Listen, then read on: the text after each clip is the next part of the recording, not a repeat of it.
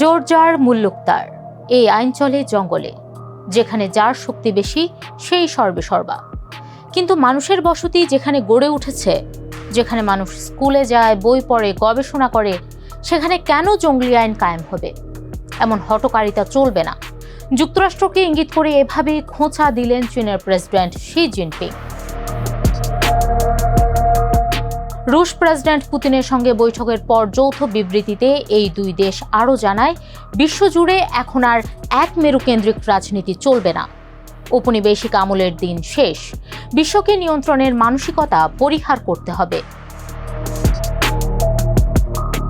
বেইজিংয়ের great হল of the পিপলে জাঁকজমকপূর্ণ আয়োজনে বৈঠকে বসেন চীনের প্রেসিডেন্ট শি জিনপিং ও রাশিয়ার প্রেসিডেন্ট ভ্লাদিমির পুতিন। লাল গালিচা, সামরিক ব্যান্ড ও দুই দেশের জাতীয় সঙ্গীতের মধ্য দিয়ে শুরু হয় এই বৈঠক। দুই নেতা বিশ্ব রাজনীতিতে নিজেদের বন্ধুত্বকে আরও মজবুত করার বার্তা দেন।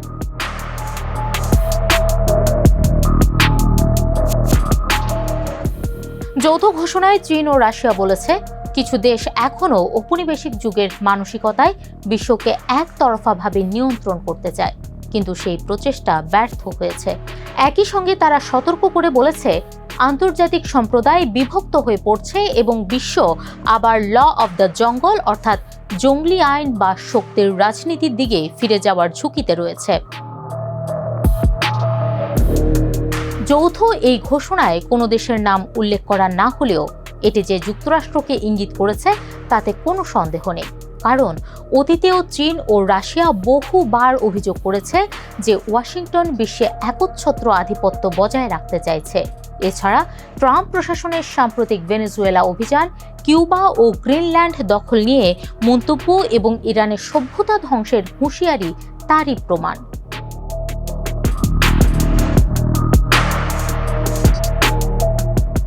বৈঠকে পুতিন বলেন, রাশিয়া ও চীন স্বাধীন ও সার্বভৌম পররাষ্ট্রনীতিতে বিশ্বাস করে। দুই দেশ শান্তি ও বৈশ্বিক সমৃদ্ধির স্বার্থে একসঙ্গে কাজ করছে। অন্যদিকে শি জিনপিং বলেন, চীন ও রাশিয়াকে সব ধরনের একতরফা দাদাগিরির বিরুদ্ধে দৃঢ়ভাবে দাঁড়াতে হবে।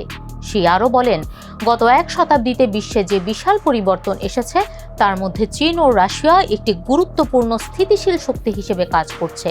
তার ভাষায়, সমতা, পারস্পরিক সম্মান, বিশ্বাস ও পারস্পরিক লাভের ভিত্তিতে চীন রাশিয়া সম্পর্ক নতুন উচ্চতায় পৌঁছেছে। এটি পুতিনের 25তম চীন সফর। গত কয়েক বছরে শি ও পুতিন 40 বারের বেশি বৈঠক করেছেন। সবশেষ গত সেপ্টেম্বরে তাদের বৈঠক হয়েছিল বেইজিংয়ে। তখন পুতিনকে পুরনো বন্ধু বলে উল্লেখ করেছিলেন শি জিনপিং।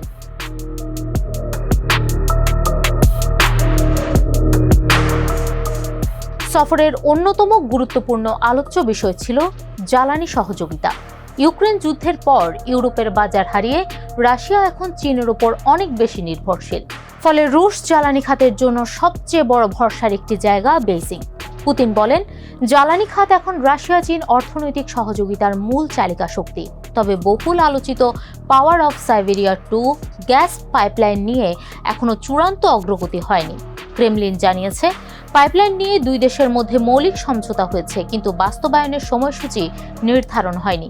এই প্রকল্প বাস্তবায়ন হলে রাশিয়া থেকে প্রতি বছর সর্বোচ্চ 50 বিলিয়ন ঘনমিটার গ্যাস চীনে সরবরাহ করা সম্ভব হবে। এদিকে ইউক্রেন যুদ্ধের পাশাপাশি ইরান ইস্যুও উঠে আসে আলোচনায়। শি জিনপিং বলেন, সংঘাত আর বাড়ানো উচিত নয় এবং দ্রুত যুদ্ধবিরতি প্রয়োজন। আলোচনার মাধ্যমে সংকট সমাধানের পথ খুঁজতে হবে। চীন রাশিয়া সম্পর্ক আরও গভীর হওয়ার ইঙ্গিত দিয়ে মস্কো জানিয়েছে, 2027 সালের শেষ পর্যন্ত চীনা নাগরিকদের জন্য ভিসামুক্ত প্রবেশ সুবিধা বাড়ানো হচ্ছে। একই ধরনের সুবিধা রাশিয়ান নাগরিকদের জন্য বাড়িয়েছে বেইজিং। ক্রেমলিনের তথ্য অনুযায়ী 2025 সালে প্রায় 10 লাখ চীনা পর্যটক রাশিয়া সফর করেছেন। অন্যদিকে প্রায় 20 লাখ রুশ নাগরিক চীন সফর করেছেন। এছাড়া বাণিজ্য, প্রযুক্তি, মেধাস্বত্ব এবং বৈজ্ঞানিক গবেষণা সহ বিভিন্ন ক্ষেত্রে একাধিক চুক্তিতে স্বাক্ষর করেছেন চীন ও রাশিয়ার কর্মকর্তারা। এই বৈঠক শুধু দুই নেতার আনুষ্ঠানিক সাক্ষাৎ নয়, বরং এটি ছিল বিশ্ব রাজনীতিতে যুক্তরাষ্ট্রের আধিপত্যের বিপরীতে নতুন সমীকরণের প্রকাশ্য প্রদর্শন। বহু মেরুকেন্দ্রিক বিশ্ব ব্যবস্থার পক্ষে নিজেদের অবস্থান আরও জোরালো করতেই বেইজিং থেকে এই রাজনৈতিক বার্তা দিল পুতিন ও শি জিনপিং।